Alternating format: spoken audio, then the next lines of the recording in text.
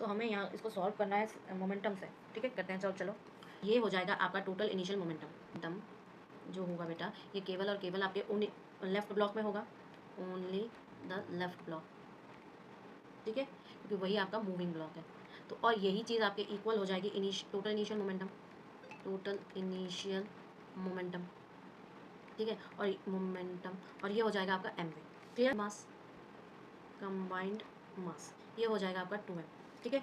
तो वेलोसिटी जो, ये देखो मैंने लास्ट क्लास में बताया भी था, एक हफ्ते पहले की बात है, 11th क्लास को पढ़ाया भी था और आप लोग को भी सेंड किया था देखने के लिए एक बार।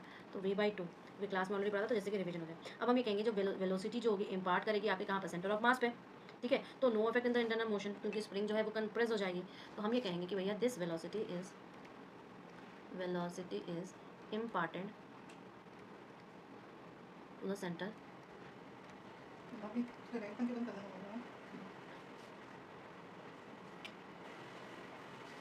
तो इम्पार्टेंट इन द सेंटर हो गया, ठीक है। तो हम ये कहेंगे कि भैया ये कोई इफेक्ट नहीं दे रहा है इंटरनल मोशन से, no effect on the internal motion,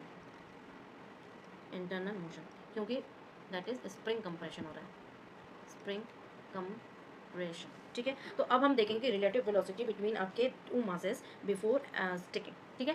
देखते हैं थोड़ा सा, आपके between two masses before sticking, ठीक है। स्टिक करने से पहले क्या हो जाएगा, लेफ्ट ब्लॉक एट वी और right block at 0, left block जो हो जाएगा वो वी और राइट ब्लॉक जो हो जाएगा वो आपका 0। लेकिन आफ्टर स्टिकिंग क्या हो जाएगा, आफ्टर स्टिकिंग की जो होगी सेंटर ऑफ मास, ठीक है, सेंटर ऑफ मास मूव करेगा किससे, v/2 से, क्लियर। तो जब ऐसी सिचुएशन आ गई v/2 से मूव करने की, तो आप क्या कह सकते हो भैया, जो सेंटर ऑफ मास के फ्रेम है, लेफ्ट ब्लॉक जो होगा वो v/2 हो जाएगा और राइट ब्लॉक जो होगा माइनस v/2 हो जाएगा, ठीक है। So the centre of mass frame जो लेफ्ट ब्लॉक होगा वो हो जाएगा v/2 और जो राइट ब्लॉक हो जाएगा वो हो जाएगा आपका माइनस v/2। तो रिलेटिव वेलोसिटी क्या हो गई, रिलेटिव वेलोसिटी जो हो गई वो आपकी v हो गई, रिलेटिव वेलोसिटी वो आपकी v हो गई। इसका मतलब इसका ऑप्शन 2 हो जाएगा, ऑप्शन 2, ठीक है।